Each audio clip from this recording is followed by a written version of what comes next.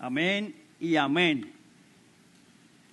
Qué bueno que el Señor nos da la oportunidad de exponer su palabra. Me gustaría que me acompañaran, por favor, al Evangelio de Lucas, capítulo 24, y hoy vamos a concluir el Evangelio que por mucho tiempo hemos estado estudiando capítulo a capítulo. Y nos vamos a concentrar en los versículos del 46 al 53.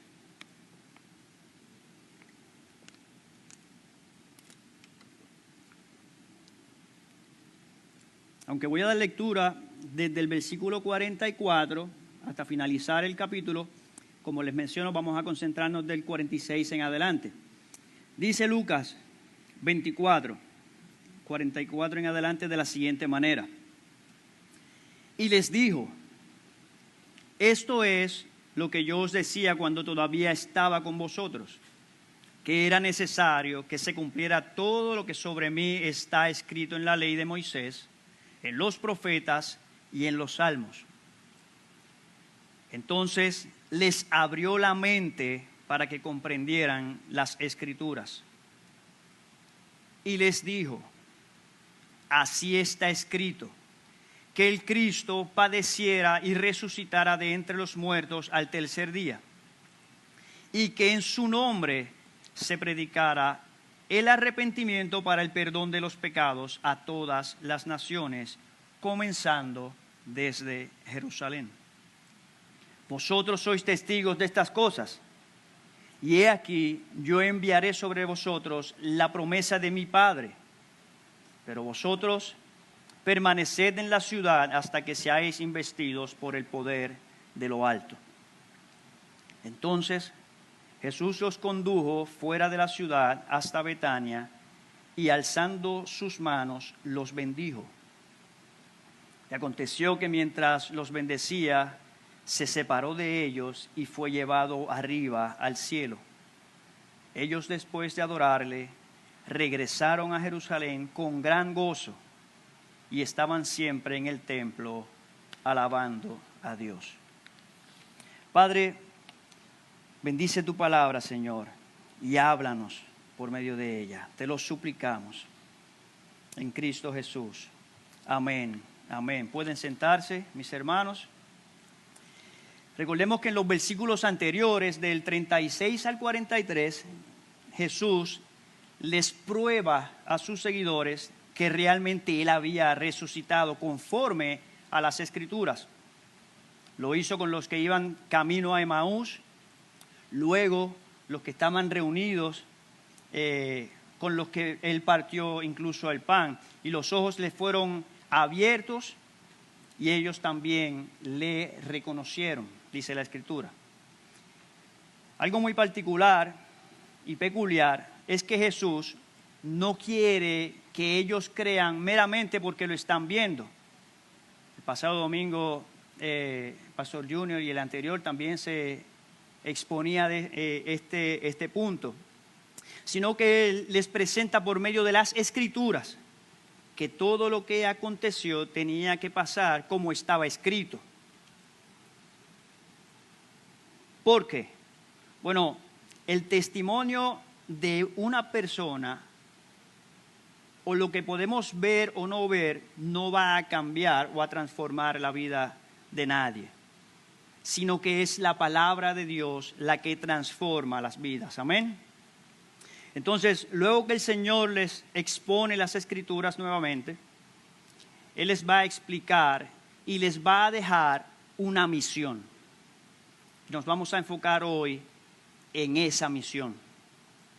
Una misión para la cual ellos estaban siendo preparados desde que comenzó el ministerio público de Jesús aquí en la tierra. Ahora bien, ¿qué es una misión? ¿Qué es una misión? Se conoce como misión a la función, al encargo o el propósito que una persona debe cumplir. La función, el encargo o el propósito que una persona debe cumplir. Y lo primero que yo quiero que veamos en esta mañana es cuál es la razón de la misión. El primer punto es la razón de la misión. ¿Qué Dios les está encargando? ¿Qué función ellos van a tener? O sea, ¿para qué Dios los está comisionando? La razón principal de esta misión que el Señor les está dando no es otra cosa que el Evangelio de Jesús sea predicado y dado a conocer. Versículo 46. Les dijo, así está escrito, que el Cristo padeciera y resucitara de entre los muertos al tercer día. Y comienza el versículo 47 diciendo, y que en su nombre se predicara el arrepentimiento para el perdón de pecados. Mis hermanos, el mundo allá afuera está perdido, está hecho pedazos. La humanidad está perdida, no tienen fe, no tienen esperanza. Pero peor aún es que la gente allá afuera no lo saben. Ellos piensan que están bien. Sin embargo, el mayor problema es que el corazón del ser humano está sin Dios, está sin esperanza, está alejado de Dios. Por lo tanto, ellos necesitan que ese mensaje del Evangelio transforme sus vidas, pero no una transformación superficial como muchas veces ellos buscan.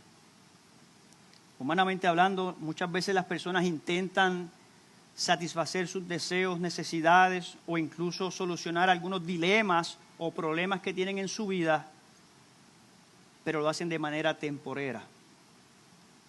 Sin embargo, el mayor problema que ellos tienen, no tienen cómo solucionarlo. Solo Dios, por medio del sacrificio perfecto de Jesucristo, puede hacerlo. Y ese problema es el pecado. Ahora, esto no es algo reciente, esto no comenzó hace poco. Este problema viene desde que Adán y Eva pecaron, cayeron.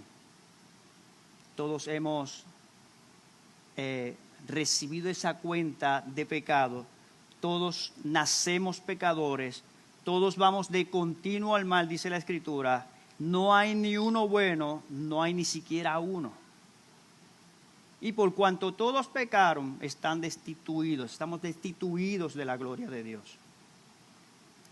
Y es precisamente por esta razón que el Señor envió a su Hijo Cristo. Imaginen esto, el Dios Todopoderoso, infinito, Rey de reyes, Señor de señores, que ni aún el universo entero puede contener su gloria y su majestad.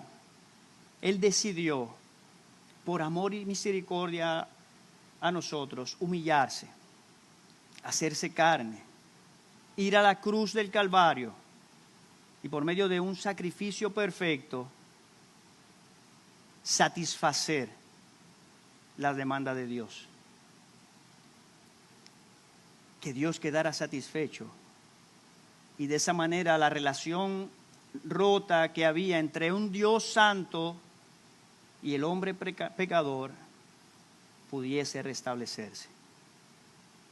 Solo por los méritos de Jesucristo en la cruz, solo por su muerte y por su resurrección, el hombre puede acercarse a Dios. Y ese mensaje, ese mundo perdido que está allá afuera, tiene que escucharlo. Ellos necesitan entender que esa deuda de pecado que tenemos con Dios quedó saldada, quedó cancelada por la muerte y resurrección de Jesús. Entonces, debido a su muerte y resurrección, es que el mensaje de arrepentimiento y de perdón de pecados tiene que ser predicado. Comenzando en Jerusalén, en nuestra Jerusalén, y luego a todas las naciones. Esa es la razón de la misión. El Señor nos está dando esta misión Pero primero que todo, Él abrió el entendimiento de sus discípulos. Además de que abrió el entendimiento de sus discípulos, esos discípulos que estaban allí habían sido testigos de lo que había acontecido. Ellos habían sido testigos de la muerte y de la resurrección del Señor. Ahora, ¿por qué predicar el Evangelio? ¿Por qué predicar el Evangelio? Bueno, porque es un mandato de Dios. Y recordemos que en la eternidad pasada ya Dios había escogido un grupo de personas para salvación. ¿Y cómo ellos van a llegar a los pies de Cristo? Bueno, pues tenemos que predicar el Evangelio. Tenemos que predicar porque Dios decidió que fuera por la locura de la predicación que esas personas llegaran a sus pies. Primera de Corintios 1:21 dice, porque ya que en la sabiduría de Dios el mundo no conoció a Dios, por medio de su propia sabiduría, agradó a Dios que fueran salvos los que creen por la predicación. Ahora, ese mandato que les está dando a los discípulos en este contexto, ¿es solo para ellos? ¿Es solo para ellos o es un mandato que cada uno de nosotros, que hemos sido transformados por el poder del Evangelio, también tenemos que compartir? Hace un tiempo atrás el hermano Rosalí predicaba y decía, es que nosotros también somos testigos.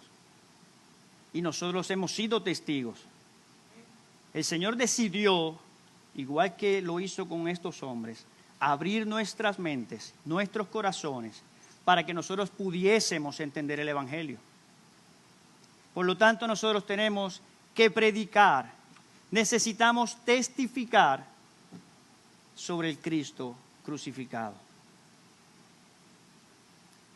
Y ya que conocemos la razón de la misión, que es el mensaje, que es que el Evangelio sea dado a conocer, tenemos entonces que saber cuál es el corazón de la misión.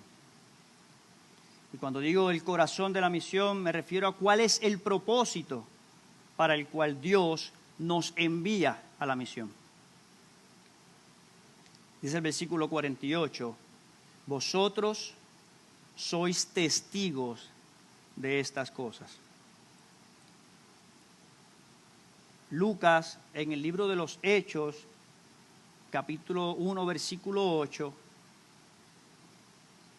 nos narra también de manera paralela a este evento y dice, la segunda parte del versículo 8 de Lucas 1, dice, y me seréis testigos en Jerusalén, en Judea y Samaria y hasta los confines de la tierra. El corazón de la misión es que tenemos que ser testigos, es que testifiquemos sobre la persona de Jesús y sobre su obra redentora. ¿Sabe? Los discípulos de Cristo, en primer lugar los apóstoles, que era el círculo más cercano, pero también el círculo más amplio de sus seguidores, habían visto las obras del Señor. Ellos habían escuchado sus palabras, ellos habían experimentado en sus corazones el significado, el valor de las buenas nuevas del Evangelio. Así que ellos tenían que ser testigos y dar testimonio relacionado a eso. Debían testificar de Cristo. Fíjense que ellos no solamente habían sido habían sido testigos de las señales que habían dado el Señor, de los milagros que Él había hecho, de todas sus enseñanzas, sino que ellos también fueron testigos y vieron cuando el Maestro fue entregado, cuando fue vituperado, cuando fue escupido, latigado y cómo fue colgado en la cruz hasta la muerte. Y a su vez, ellos estaban siendo testigos de su resurrección, que es donde nos encontramos en este texto.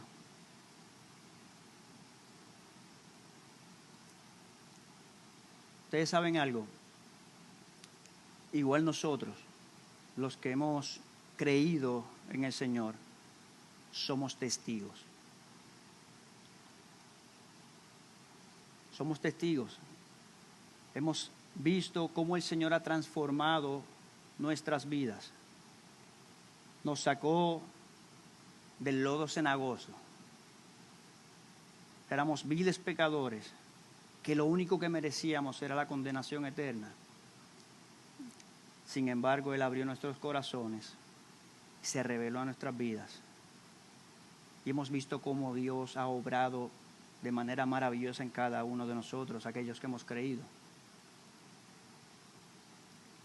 Por lo tanto, que la meta o el norte de los discípulos en ese momento sea también la nuestra. Y esa meta es la gloria de Dios.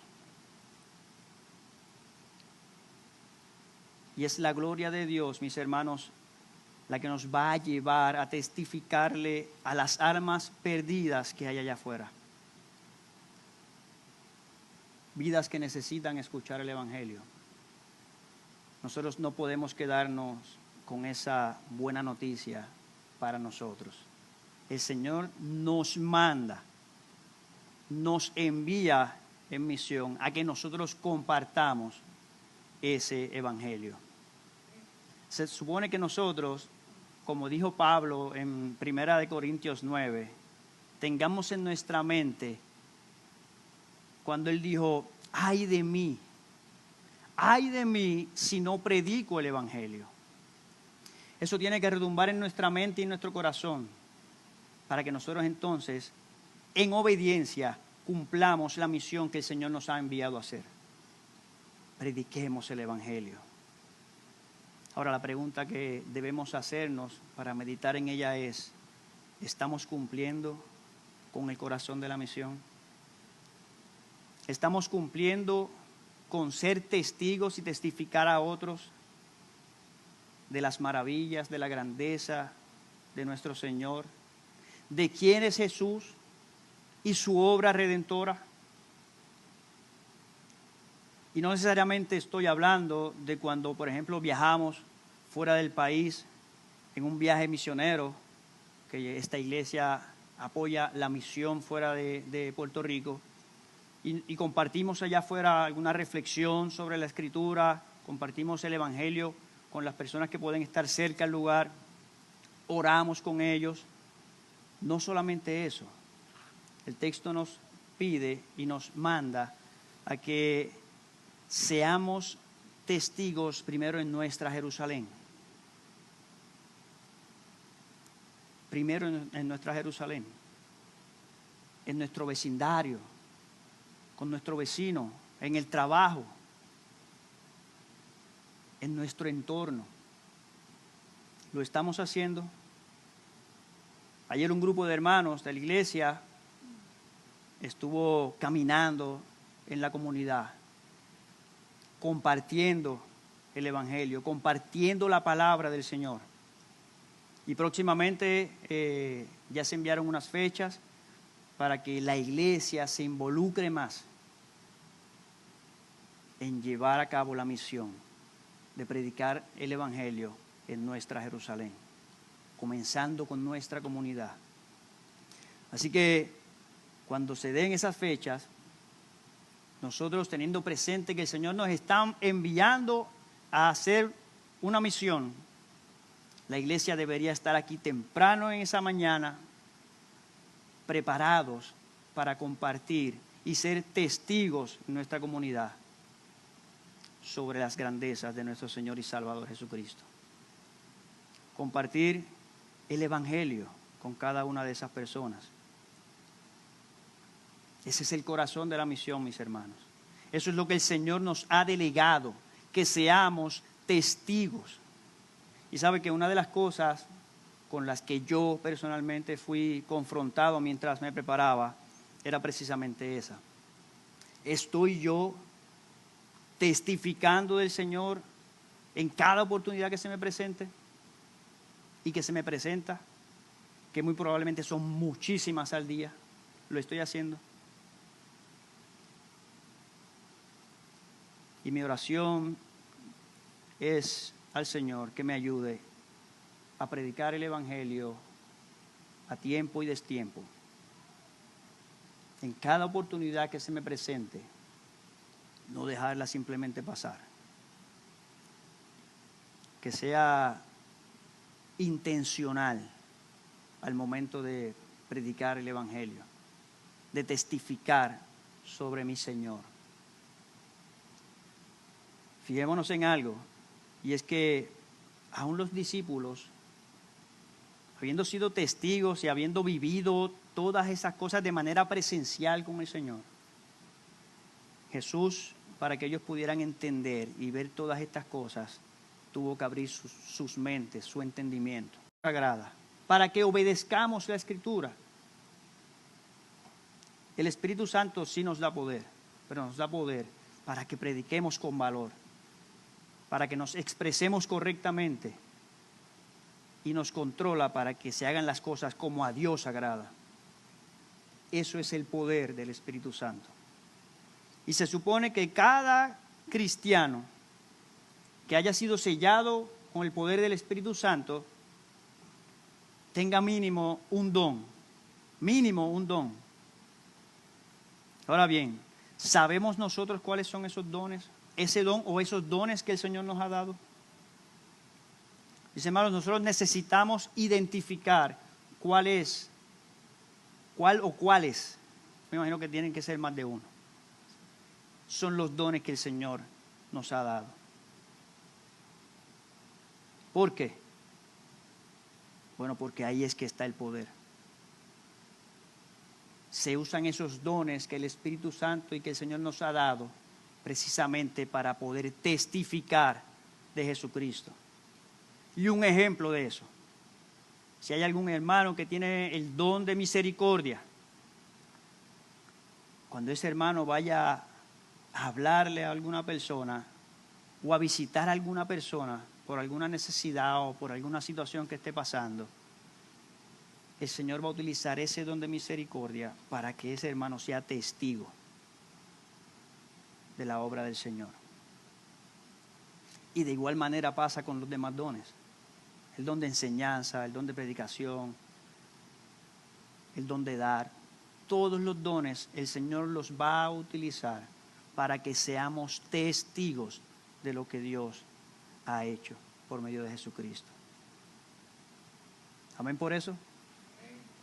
Así que pidamos al Señor, si aún usted no ha identificado el don que el Señor le ha dado, pídale al Señor que le ayude a identificar esos dones para que a su vez usted los pueda poner en función y otros puedan ser beneficiados con ese don que el Señor les ha dado. Mis hermanos, pero la historia no termina aquí. Luego que Jesús abrió el entendimiento de sus discípulos, luego que Él dio unas instrucciones claras, precisas, contundentes acerca de lo que es la misión, lo que ellos tenían que hacer, Él los separa. Él los conduce afuera de la ciudad. Dice el versículo 50. Entonces los condujo fuera de la ciudad hasta cerca de Betania. Y alzando sus manos los bendijo. Y aconteció que mientras los bendecía, se separó de ellos y fue llevado arriba al cielo. Y ellos, después de adorarle, regresaron a Jerusalén con gran gozo y estaban siempre en el templo alabando a Dios. Ya aquí, finalizando el Evangelio de Lucas, se nos muestra a Jesús llevando a sus discípulos aparte, cerca de Betania, o hasta Betania. Ahí mantiene una conversación con ellos, vuelve y les repite la promesa que recibirán del Espíritu Santo, quien los va a capacitar para su tarea, para esa tarea que el Señor les acababa de dar, de salir en misión.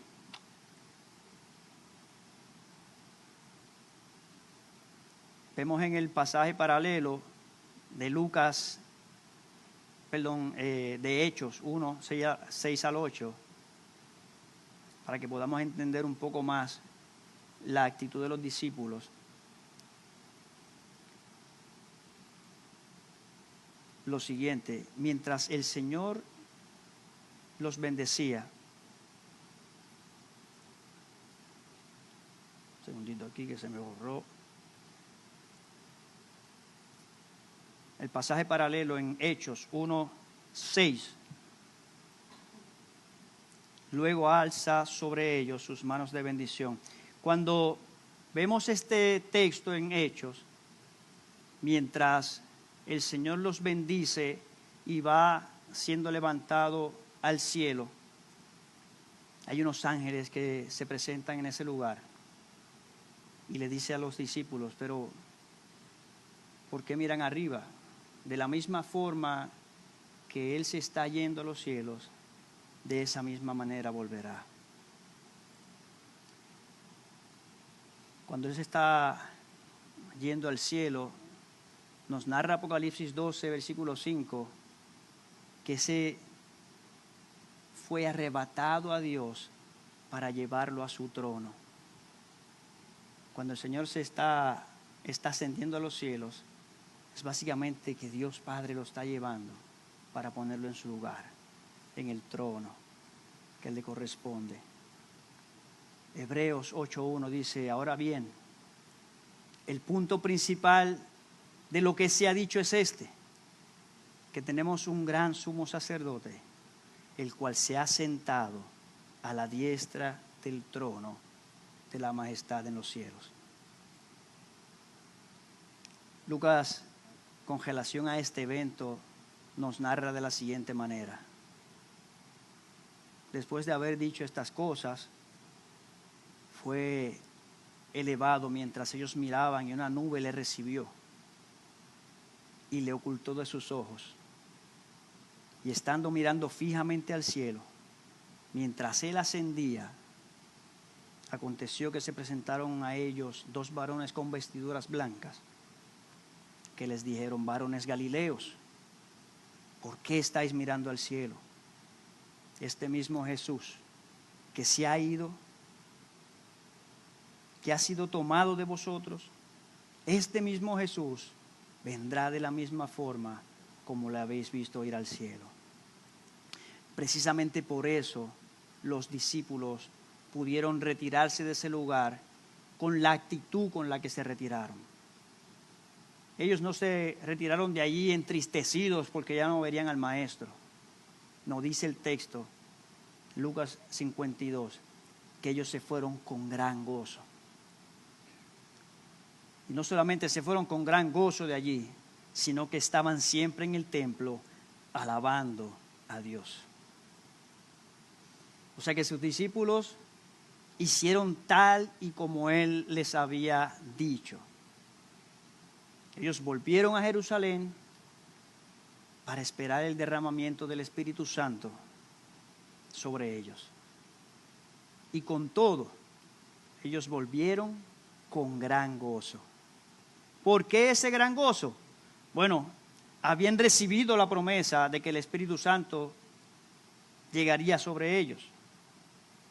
¿Y quién les daría el poder para llevar a cabo la misión que el Señor les había dado? El Espíritu Santo. Y adicional a eso, habían recibido la promesa de que Cristo, al que ellos habían visto ascender a los cielos, volvería. Entonces eso es para ellos de gran gozo. Mis hermanos, Cristo volverá por su iglesia. Y eso es una promesa. La Biblia lo establece de esa manera. Y cuando eso ocurra, pasaremos la eternidad adorando a aquel que se entregó por nosotros en la cruz del Calvario. Y no solamente lo haremos de manera congregacional los domingos, sino que lo vamos a hacer por la eternidad. Lo vamos a hacer por siempre. Mis hermanos, hagamos lo que el Señor nos ha enviado a hacer. Seamos testigos. Testifiquemos sobre Cristo. Llevemos el mensaje del arrepentimiento y el perdón de pecados. Eso fue lo que el Señor nos mandó a hacer. Y mientras, como dice la palabra en Hebreos 12, corramos con paciencia la carrera que tenemos por delante. ¿Cómo? Puesto los ojos en Jesús, el autor y consumador de la fe, quien por el gozo puesto delante de él soportó la cruz, menospreciando la vergüenza, y se ha sentado a la diestra del trono de Dios. Como narra Isaías 6, es nuestro Señor, aquel que está sentado sobre el trono alto y sublime, y que la orla de su manto llenaba todo el templo. Y por encima de él habían serafines, y cada uno con 6 alas, 2 cubriendo sus rostros, 2 cubriendo sus pies, y con 2 volaban. Y el uno decía al otro: Santo, santo, santo es el Señor de los ejércitos. Llena está toda la tierra de su gloria. Hermanos, ese es el Señor a quien nosotros servimos. Aquel que siendo Dios vino a esta tierra a resolver nuestro mayor problema, que era el pecado, entregándose voluntariamente a morir en la cruz, sustituyéndonos, tomando nuestro lugar y satisfaciendo al Padre. Por eso, como dijo Tony Mérida,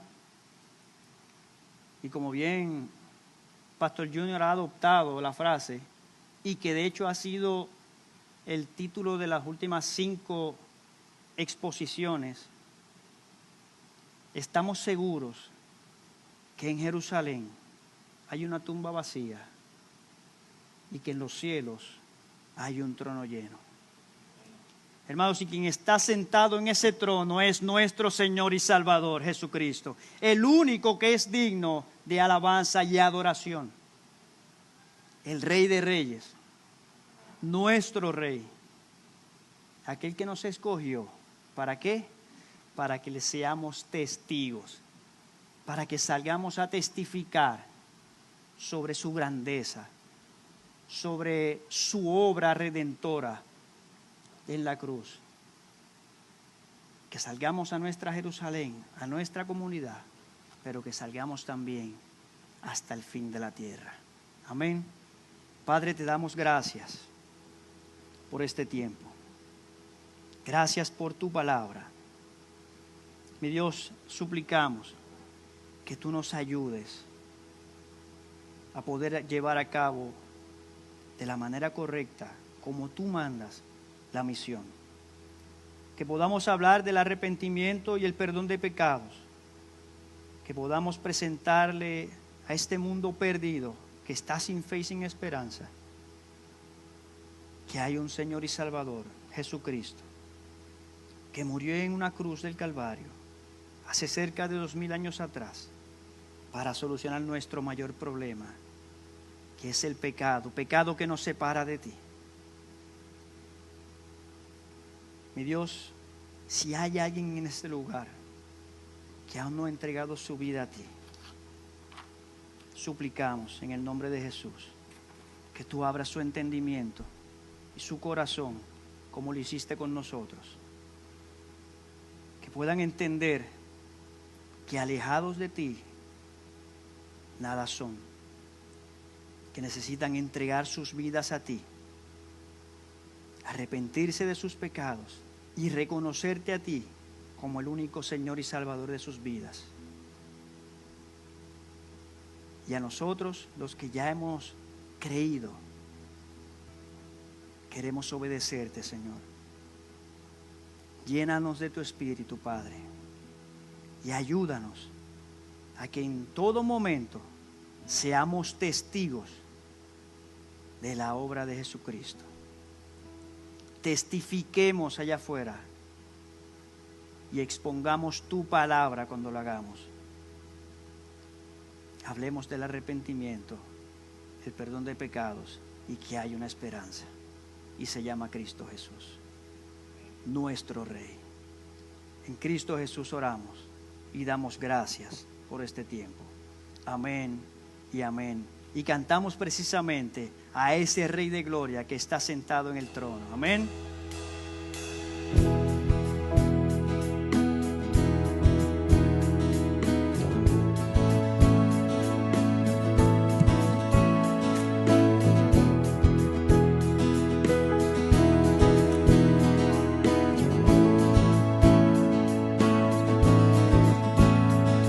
¿Quién es el Rey de Gloria? Me persigue con su amor, me asombran sus palabras, susurrando en mi interior. Mi conciencia me recuerda, necesito su perdón. Es el Rey de Gloria, Él me lo ofrece hoy. Oh Rey del universo, mi príncipe de paz, revelándome los cielos, los misterios que me da.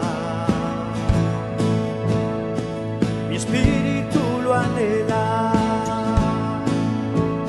de su gracia y su verdad. Él es el Rey de Gloria, Hijo de hombre, Hijo de Dios. Su nombre es Cristo, Jesucristo, Dios poderoso, Rey de mi ser, Rey de gloria. ¿Quién es el Rey de gloria? De poder y majestad. Él es sabio sin medida, es el Rey de amor y paz. Señor de cielo y tierra, y el único creador. Él es el Rey de gloria, Él es todo para mí. Su nombre es Cristo, Jesucristo, Dios poderoso, Rey de mi ser, Rey de gloria. Su nombre es Cristo, Jesucristo, Dios poderoso, Rey de mi ser, Rey de gloria.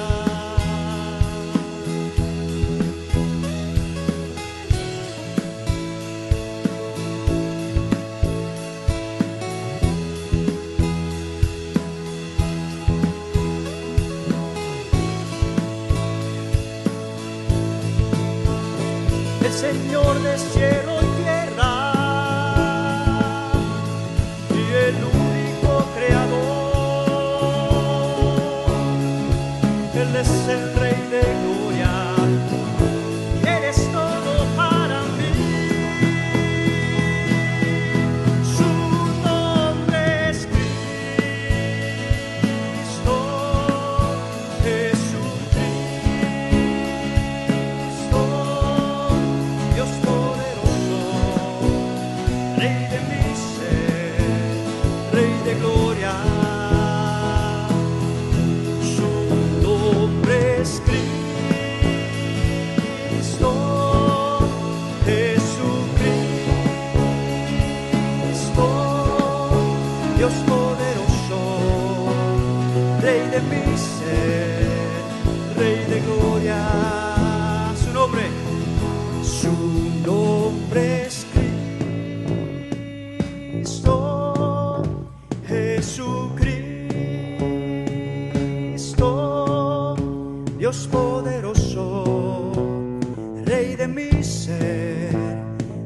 de gloria.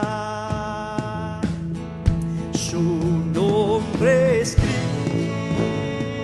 Cristo, Jesucristo, Dios poderoso, Rey de mi ser, Rey de gloria.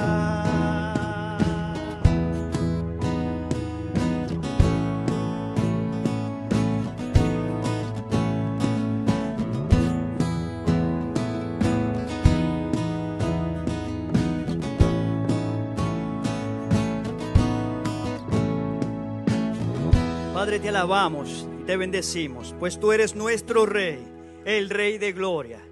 Gracias, Señor, por este tiempo donde hemos podido exaltar tu nombre, cantarte, alabarte, pero donde también hemos podido escuchar tu palabra y hemos podido comprender que tú nos has dejado una misión que hacer, que tú nos has delegado un trabajo y tenemos que cumplirlo. Padre, queremos obedecerte. Llénanos de tu Espíritu Santo y llévanos, mi Dios, a ser tus testigos, a testificarte desde los más cercanos hasta donde tú nos lleves allá afuera, mi Dios. Te lo suplicamos, te lo imploramos y te damos gracias en Cristo Jesús. Amén y amén. Mis hermanos, estamos despedidos. Dios les bendiga. Recuerden que este miércoles retomamos los estudios bíblicos y el próximo domingo también estudio bíblico a las 9 de la mañana antes del culto. Amén. Dios los bendiga.